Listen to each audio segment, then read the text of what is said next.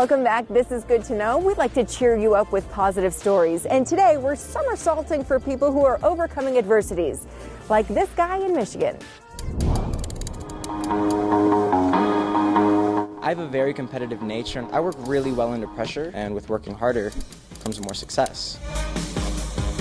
When you think about a cheerleader, what do you think most people think about? Females, mainly. Girls. Well, I met a young man who wants you to think about him.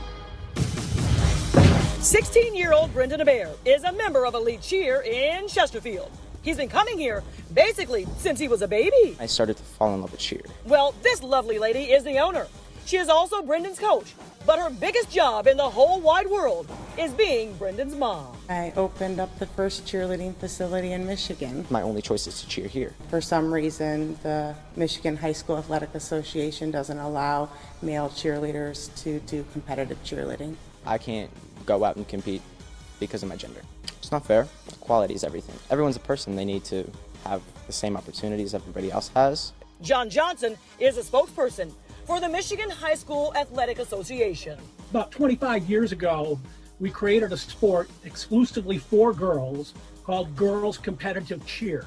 And it was to fill a gap that existed in opportunities for young women. There are a number of states which do have co-ed cheer teams. I'll compete in Texas, Florida, Georgia, Indiana, Ohio. And the list of states goes on. And so does the list of Elite Cheer Michigan's championship wins. We need to accept men cheerleading. There are so many scholarships from boys out in this country for cheerleading. We just keep telling Brendan, keep working hard. And this driven 11th grader is dedicated.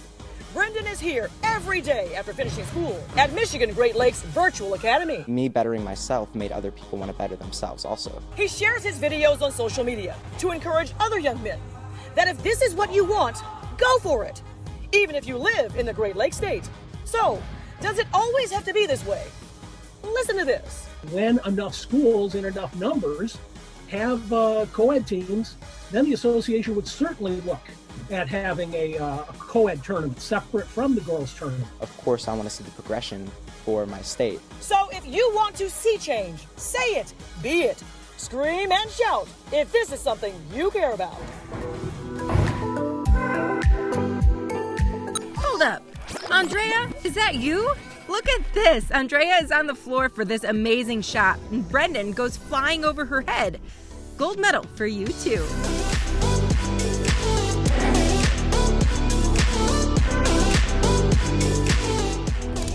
Since my dad showed me football, I'm going to play that sport. Lucas Yunt is a junior quarterback at Kenosha Indian Trail, who just happens to have prosthetic legs. Yeah, everybody on the team was like, why is he getting all of the fame? And I'm like, sorry for having no feet. I guess they just like that type of stuff. And it inspires kids to, you know what? Hey, I can get off of my lazy butt and go out there and do something that I love. And to his teammates, he's one of the guys. They're like, no mercy for you. We're just going to go at you. And I'm like, that's fine. I love it. Then you realize his story reads like a Hollywood movie. My parents abandoned me at 5 days old. I was born with a condition called fibula humilis. I don't know if I'm pronouncing it right. Sorry, doctors. Okay. But I was born with that. That's basically missing a fibula. Born in Inner Mongolia and adopted by a Kenosha couple at age 7.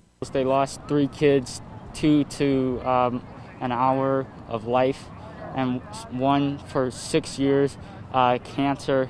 And yeah, it was just rough. They went through a lot of hardship and pain, but God said, you know what? This is not the end of your story. Your story is still continuing. I am going to let you adopt a son and 2 more kids.